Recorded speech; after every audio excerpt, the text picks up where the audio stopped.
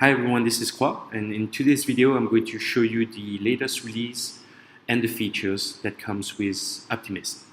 So in the last version, what we've done is we integrated closely with the subscription platform. So that means that you are now able to create your own Optimist environment and set it up according to your requirement on your own via the subscription platform. And I will do a demo about that. We also optimized the loading and permission screens. We added the comments feature, so you can actually comment on every bit of content that is available on the Optimist platform, and I will demo that too. We also released the ability to connect the Optimist calendar to your preferred mail client. So in my case, I'm going to show you how it connects to the mail client that I have on my Mac right now. We've added, among the requests from the partners, the ability to do filtering of user, multi-document upload, and connect with the Google Analytics so that way you can see the return on investment on the Optimist platform as well as the current usage. So let me switch over to my browser. And the first thing that you're going to notice is that you have now access to the subscription.optimist.com.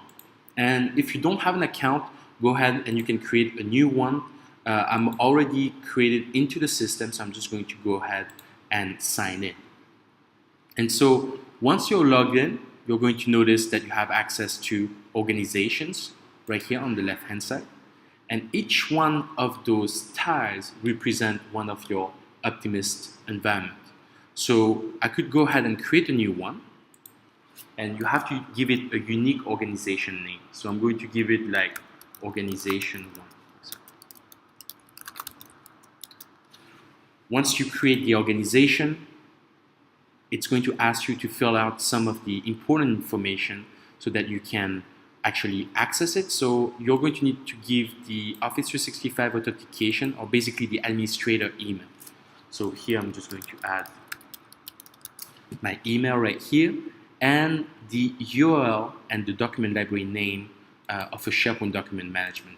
So here I'm just going to go to this URL right here, and I know up front that the document library name is called document.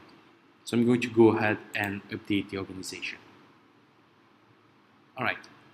Once it's done, you're going to be able to click right here, or you can go back to all the tiles and just click from the main button right here. And you're going to have access to your environment. So first thing first, I need to authenticate, so I use my quadniftit.com. And right here, I'm just going to sign in. And you can see like we have put some efforts towards getting a better user interface when it comes to like the loading screen and permissioning screen. Right here, this is our new created environment for Optimist. And what I'm going to do first is go ahead and show you some of the features that we've added. So let me go ahead and upload a random logo right here. So I'm just going to go ahead and select this image. Those features were already available in the previous version, but I'm going to save that. Save here. You're going to have like more colors available for the site profile. So right here I'm going to choose, let's choose the brown color right here. Save the change. Right here. The thing that you're going to notice too is in regards to the comments feature. So I'm going to go ahead and create a page. I'm going to call that beer recipe. So this is right here, and I'm straight going to publish that. And you're going to notice that now you can add comments. So here is some interesting recipe.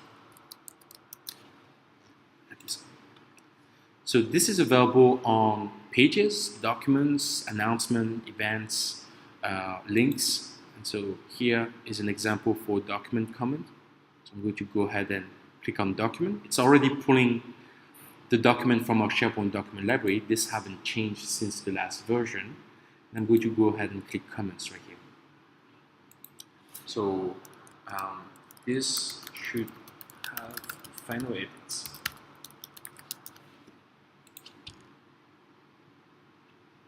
Right here. Right. Another feature too is the filtering of the staff directory. So as of default and in the previous version, everyone within your organization through Azure Active Directory was listed into the system. But for organizations that have quite a bit of users, they may want to actually filter that down. So if you want to do that, you go to Settings, and you're going to turn on the option of enabling filters for the organization. So I'm going to save that. And from there, you're going to notice that I only have one user right now, which is me. And I'm going to add a few other people. So I'm going to add Philac, for example, as a reader. And I could add Dom and Courtney, for example. Oops, that's right.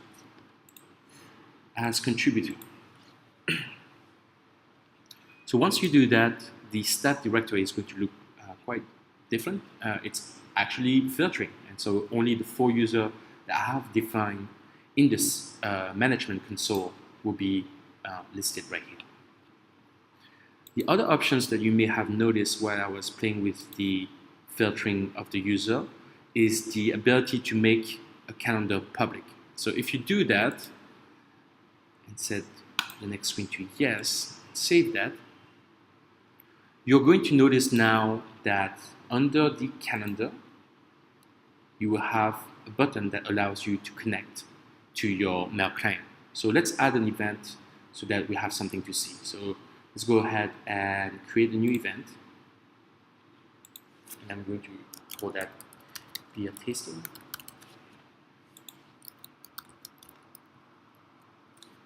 And I'm just going to go ahead and it's going to be an all-day event.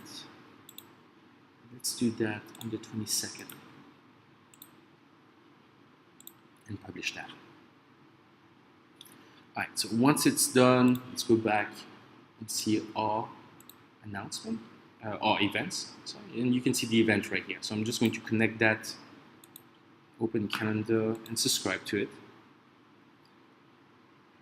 Okay, and you will see now that the beer tasting is coming from here. So it works for Outlook. If you're on Outlook, any mail clients that take iCal format will be able to retrieve that information. Right. One of the things that we've changed too is basically the ability to comment and leave us feedback or questions or bugs or requests straight from the console right here. So you're going to be able to do that by just providing us your name, your email address, and maybe some attachment.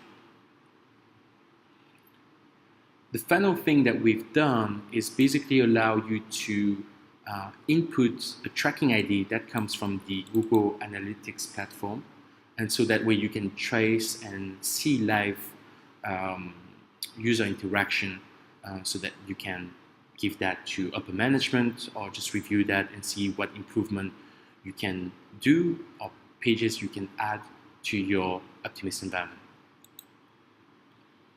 All right, so let me go back to the presentation. So what are the next steps? So for now, you have access to this version. It's called the 2.2. What we're working on next, and that will be available early on this year, is the ability to mention people. So you will be able to use like the @ sign to mention people within the organization, and they will receive notification about that. You will have also the ability to control what tags you want to follow within the organization and within the Optimist environment. There will be the options to do repeating events. We'll do a better layout for page. So right now it's a very simple one-page column, but you will have the ability to control the layouts for all the pages built in Optimist. We'll also allow administrator to manage the commons within the organization, so that will come with the next version. And we also have the ability to import or display the Exchange calendars that you create through your Office 365 subscription directly from the event view of the Optimist platform. If you have any questions or feedback for us, let me know. My email is qua@optimist.com, or you can always submit one of the requests via our website, www.optimist.com. Hope that was informative, and again, have a great one. Talk to you soon.